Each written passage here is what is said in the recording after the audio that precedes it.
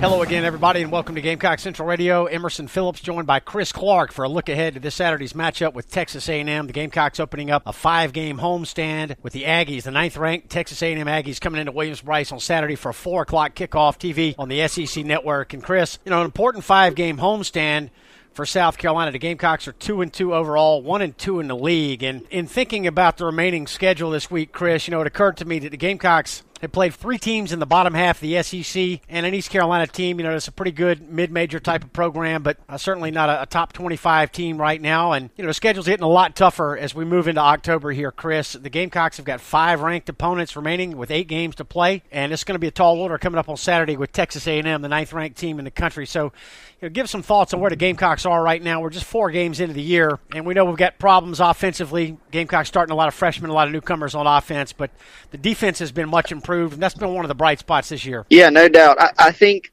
some of the things that we figured going into this season that were going to transpire have happened, and then they've happened on a larger scale. And what I mean by that is you mentioned the defensive improvement. I think most of us figured, maybe because of some experience that they had coming back at linebacker, they do have some guys up front that can play football in terms of the front 4. We thought maybe not their depth, but their personnel maybe in the secondary would be a little bit better this year. And then, having Will Muschamp and his system and his coaches in place, we figured all those things would help. But I think, honestly, now that the competition has not been great, it's not been the best that they'll see this year. Starting Saturday, they're going to see some teams that can really light up the scoreboard. But they've played well against some capable offensive teams, and when you factor in how poor South Carolina's own offense has been, that leaves you in some less than favorable positions defensively from a field position standpoint, turning the ball over at times. And they've really turned in from a points on the scoreboard perspective. They've done a really nice job defensively. The roster's not where it will be in 2 or 3 seasons. And I think there are some teams coming up beginning with this Saturday that are definitely going to put some points on the board and expose some of the weaknesses. But they have played well. Offensively, it was a big, big question mark this year. The offensive line, though, has not performed up to expectations. Certainly part of that is they've got 2 guys who started the first 2 games out. Camper and Stanley both each started one of the first 2 games, respectively, and they're out. They're sort of banged up front anyway, aside from that, and then they just haven't played very well. They've got a freshman quarterback. They got Deebo Samuel out, who they're counting on as their top playmaker. They got Randricus Davis, who replaced Samuel out. Edwards has been banged up some. There's a freshman running back. Top 2 tight ends are sophomores. There's just youth everywhere. And when you combine all those factors, it's sort of made it the perfect storm for the offense. They haven't been able to get it going so far. Chris, I don't think optimism is very high for a Gamecock victory this week, at least in terms of the fan base, and that's due to the fact that the offensive numbers, statistically, the Gamecocks have been very poor this year. But, I look at trying to find a silver lining, Chris. The Gamecocks have not turned the football over, and I know they haven't moved the football, but I think this is something that the Gamecocks can build on moving forward. So a couple of questions for you here. Do you envision any scenario where the Gamecocks may be able to steal this ball game against Texas A&M this weekend? And if not, or even if so, what areas are the Gamecocks looking to improve? We got a lot of season left here, Chris, and the Gamecocks got to be looking to get better. How do they do that? Well, it's honestly, it'd be very difficult to take a straightforward look at this game and project anyone but Texas A&M to win it. I mean, they are, top to bottom, more talented. They're more experienced. In one of our interview pieces on GamecockCentral.com with our friends over at Aggies.com on the Rivals Network, they mentioned how on one side of the football, they don't have a single guy except for one who's not an underclassman on their 2 deep defensively. So, and that's Daylon Mack, who is a super talented defensive tackle. So they have a lot of experience. They have guys that have sort of taken their lumps the past couple years. They've improved. They got a lot of team speed. Offensively, they present a lot of problems with things that South Carolina struggles with. We saw South Carolina tackle in space last week. They struggled against Mississippi State with it. They struggled against a mobile quarterback, and they can really run the football, up the middle, zone read, in space. They can throw it. They can do a lot of different things, and defensively they have a lot of speed. They have two really good defensive ends who can really get after the passer, and South Carolina struggled with the edge rush. They struggled running the ball up the middle, which is what Arkansas had success with last week, and they haven't, gotten a downfield passing game. So, in terms of some silver linings, Emerson, I think this team could improve during the season. Will that translate into a whole bunch more points or more wins than losses? Not necessarily, just because of the amount of competition, the level of competition that they'll be facing. But this is experience that these guys are getting, and they need that. They need in-game experience. There's a lot of freshmen, a lot of sophomores. They're banged up at key positions with not a lot of depth out there. So I think a lot of people are looking more long-term. And look, this team wants to win games this year. They're trying their best to win games this year. There's no doubt about it. But I think a lot of it is you sort of look towards the future, what some things could be. And definitely they've done a pretty nice job of taking care of the ball. And they're going to have to do that to be competitive on the back end of the schedule. But they're also going to have to put up some more points on the scoreboard and try to remain stable defensively. Gamecock Central Radio, Emerson Phillips with Chris Clark, taking a look ahead to this Saturday's South Carolina Texas A&M game. We invite you to download the Gamecock Central Radio app. We've got a free phone app. It's available on the App Store and on Google Play. Search for Gamecock Central Radio. We're on iTunes, SoundCloud, and other popular services, or you can just visit radio.GamecockCentral.com. Chris, I spoke earlier this week with Wes Mitchell here on the GCR podcast, and Wes said that matchup-wise, this is a real problem game for South Carolina. A&M's got as many as 4 wide receivers that will likely go on to play in the National Football League. They've got one of the best defensive line groups in the country, and this is maybe the best defensive team that Kevin Sumlin has had at Texas A&M. They're 4-0. They opened with a win over 16th-ranked UCLA. They won at Auburn a couple weeks ago, and then they beat 17th-ranked Arkansas at College Station last week. So A&M is a complete team. They're solid in all 3 phases. Yeah, and that's the word that Will Muschamp used to describe them, was a complete team, the most complete team USC's faced. There's no doubt about it. And they're, by a large margin, the most talented team that South Carolina's faced. And you could argue, you could make a good argument that it's the most talented team on South Carolina's schedule. And it would be an argument, because I think you could throw in a couple other teams into that equation, namely Tennessee, Clemson, Florida defensively would stack up there. But A&M's got talent all over the place. And they've had talent for a couple years, and certainly, they blasted South Carolina here a couple seasons ago, but this is a more complete team than them. Their defense is better. They're older. They're more experienced, as I covered. They can run the football. It's sort of crazy to think that for South Carolina to have defensive success in this game, your goal was to make A&M a passing team.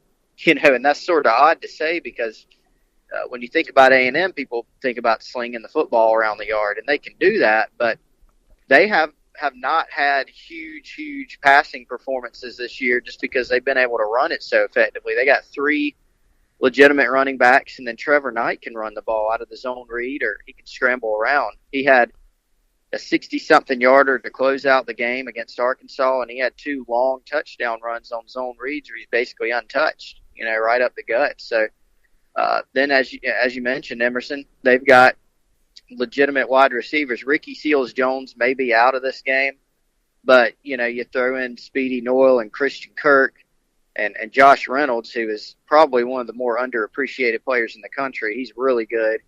They got a lot of weapons, and they're playing pretty well up front. Then defensively, it's a bad matchup because, again, South Carolina struggled with edge rushers. They've got Deshaun Hall and Myles Garrett.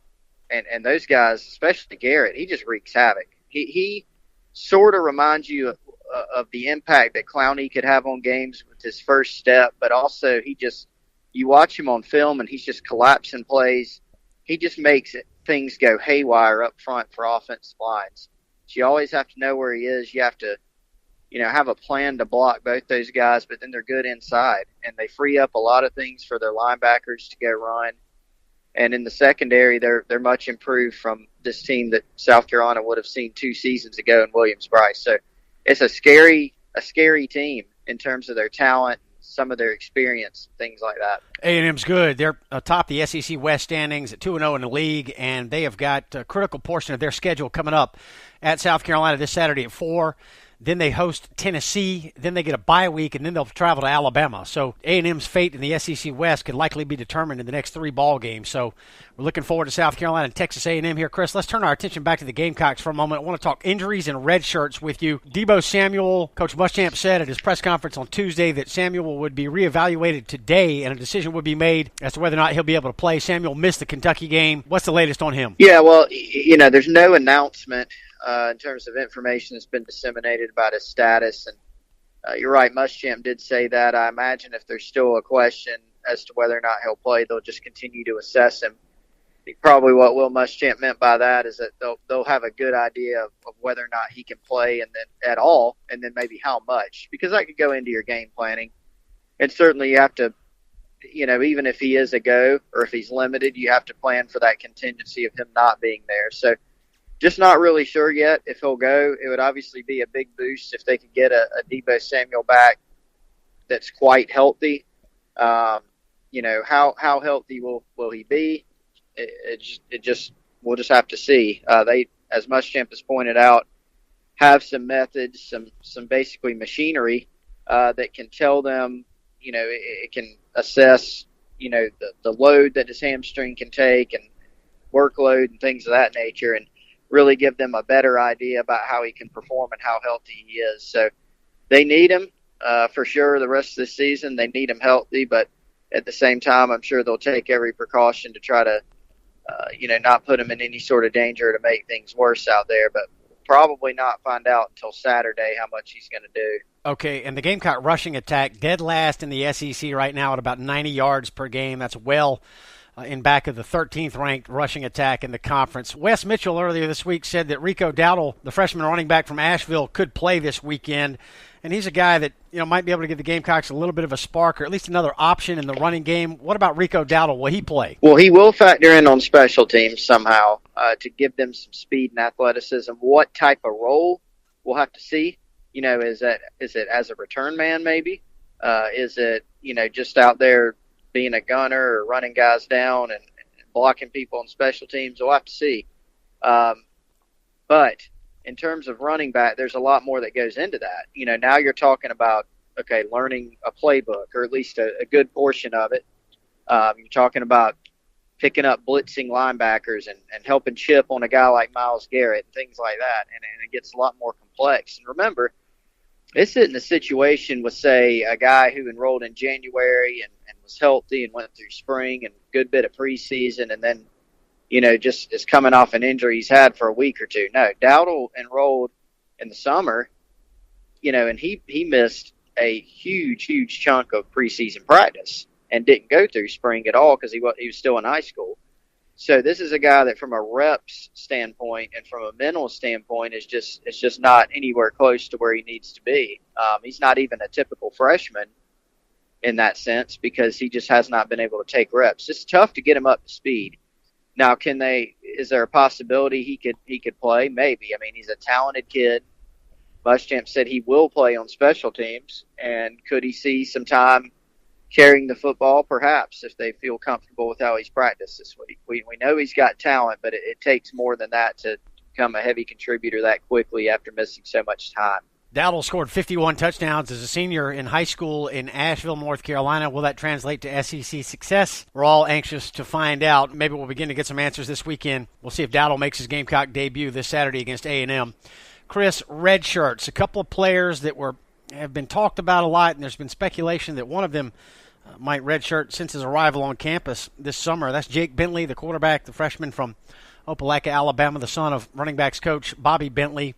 Curious to know, does it look like he's going to redshirt? He has not played this year. And what about Lorenzo Nunez, a player that, did some good things for the Gamecocks last year, played some quarterback, has moved to wide receiver, and based on the fact that he has not played this year, it looks like that transition has not exactly been smooth. What about Bentley and Nunez, Chris? Yeah, I think there's a good chance that both redshirt.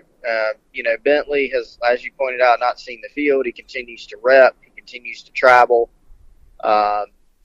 And he's learning. And, if he was a guy that had enrolled in January and gone through spring practice and been on an even playing field as far as reps and just being a part of the program, I think there's, a decent chance he could be starting right now.